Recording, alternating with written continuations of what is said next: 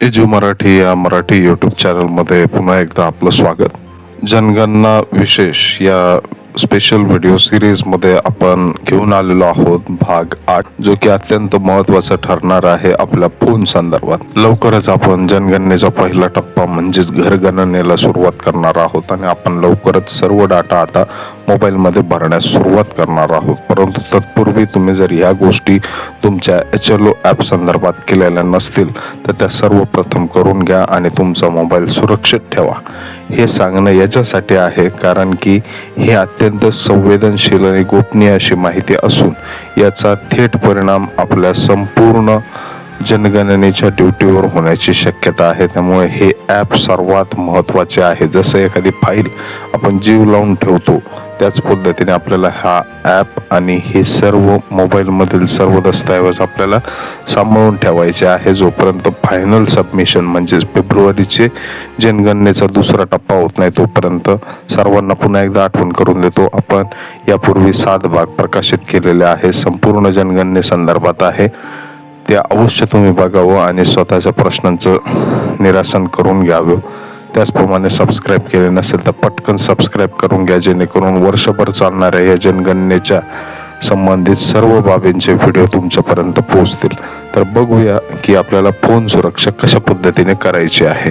स्क्रीनवर तुम्हाला या ठिकाणी फोन सुरक्षा जनगणना 2027 या संबंधीचे काही आपण नियम तयार केलेले आहेत किंवा काही प्रिकॉशनरी मेजर्स आपण घेतलेले आहेत. ते कशा पद्धतीने असणार आहे हे काही जनरल मार्गदर्शक तत्व आपल्याला या ठिकाणी बघायचे आहे.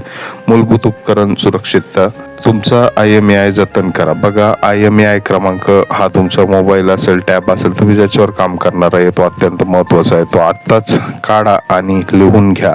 तो कसा शोधायचा तर तो शोधण्यासाठी तुमच्या मोबाईलवरून डायल करा *#06# डायल करा, म्हणजे त्यावर कॉल करा. तुम्हाला 15 अंकी क्रमांक सुरक्षित तुम्हाला दिसेल आणि तो तुम्ही तुमच्या वहीमध्ये लिहून घ्यायचा आहे. 2 सिम असतात आपले, दोन्ही सिमचे ते लिहून घ्यायचे आहेत. पुढे बघूया आपण स्थापित VPN MDM प्रोफाईल काढून टाका. जर तसं असेल तर आयफोनवाल्यांनी कशी सेटिंग करायची बघा, तुमच्या स्क्रीनवर दिसते. आयफोनवाल्यांनी पहिले सेटिंगमध्ये जायचे, नंतर general VPN and device manager. तुम्ही इन्स्टॉल न केलेले कॉन्फिगरेशन प्रोफाईल हटवा. अँड्रॉइड जर तुमचा फोन असेल तर सेटिंग, सिक्युरिटी, डिव्हाइस ॲडमिन ॲप्समध्ये विश्वासार्ह नसलेले ॲप काढून टाका. म्हणजे जे अत्यंत आपल्याला असं म्हणता येईल की ज्याची सिक्युरिटी लो असलेले जे ॲप आहेत ते पहिले मोबाईलमधून काढून टाका, कारण की त्यांच्या मार्फत आपला हा जनगणनेचा डाटा हॅक होऊ शकतो. प्ले प्रोटेक्ट इनेबल करा अँड्रॉइडसाठी. प्ले स्टोअरमध्ये उघडा profile play protect setting, scan app सुरू करा, कारण की फोनवरील अनावश्यक गेम्स असतील, काही ॲप्स असतील, घरात लहान मुलं असतात त्यांच्यासाठी आपण गेम्स असेल किंवा इतर काही, तर हे अनइन्स्टॉल करा. त्याचप्रमाणे सेन्सस ॲप फक्त डेव्हलपर पडताळूनच इन्स्टॉल करा, म्हणजे तुम्हाला जी लिंक आलेली आहे ईमेलमध्ये त्याद्वारेच तुम्ही हे ॲप इन्स्टॉल करा. बघा, अत्यंत महत्त्वाचा व्हिडिओ आहे.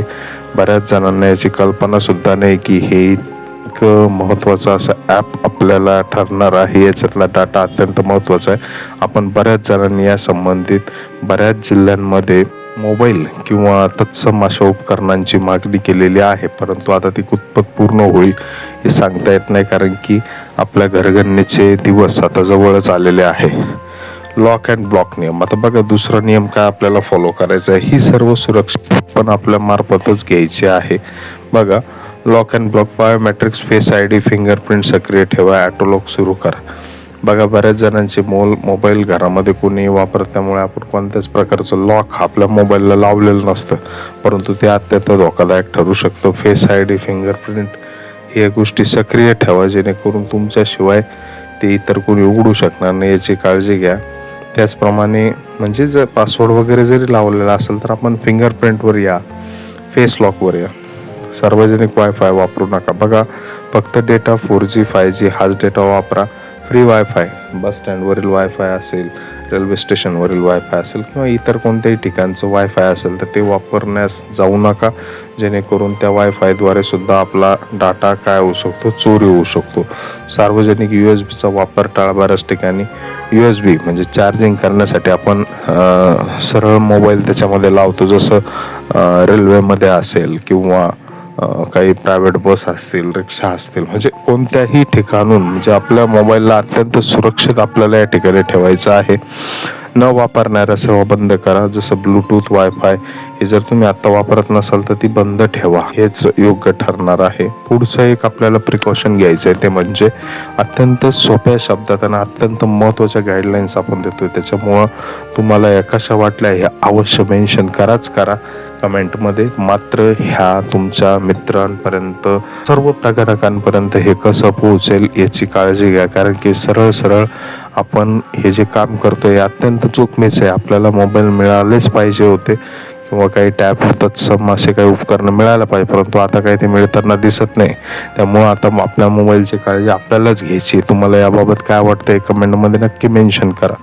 पुढे बघूया आपण अँटी फिशिंग अँड अँटी क्विशिंग. आता बघा, संशयास्पद लिंक टाळा. बऱ्याचदा व्हॉट्सअपवर SMS मध्ये आपल्याला काही लिंक येतात, काही लोन वगैरे या संबंधीचे काही ॲडव्हर्टाइजमेंट येतात, तुम्ही इतके पैसे जिंकले, तसं झालं. तर असे काही जरी कोणत्याही लिंक आल्या तर त्या लिंक आपल्याला टाळायच्या आहे. आपण सध्या बघत आहोत फ्रॉड सुरू झालेले आहेत जनगणनेच्या नावाखाली. बनावट प्रगणक शहरामध्ये यांचा सुळसुळाट झालेला असून त्यांच्या बातम्या सुद्धा आपल्यापर्यंत येत आहे.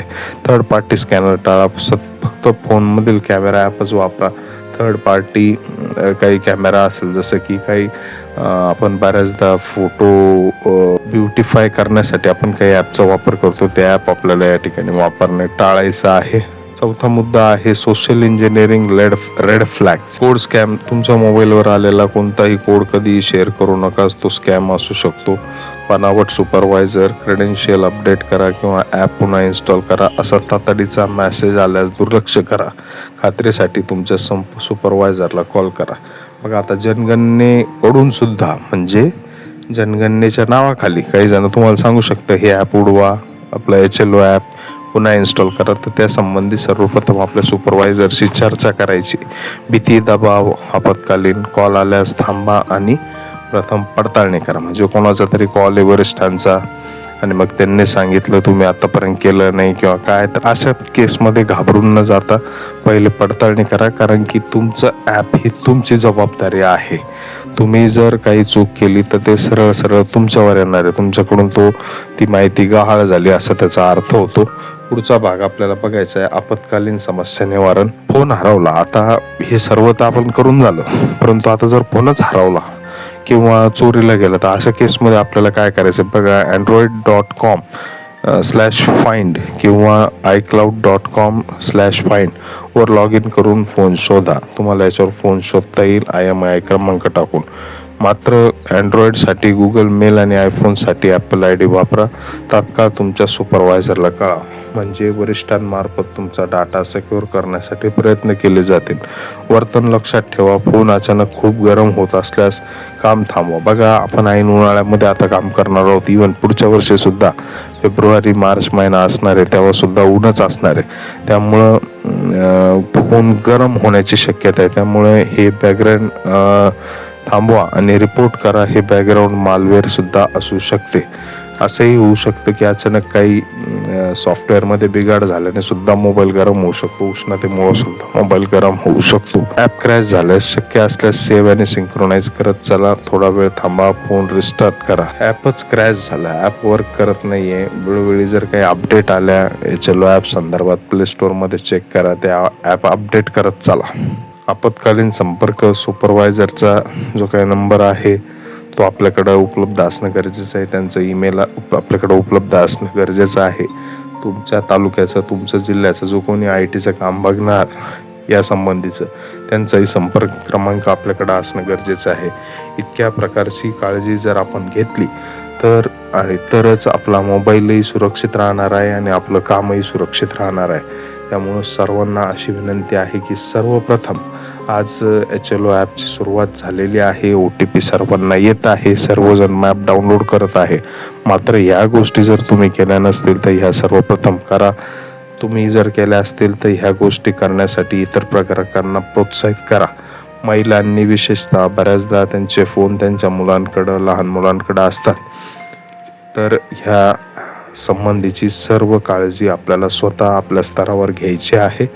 आपल्याला घरगणनेच्या कामासाठी असंख्य अशा शुभेच्छा. आपल्या लिस्टला व्हिजिट करा आणि आपल्या शंकांचे निरसन करा. धन्यवाद.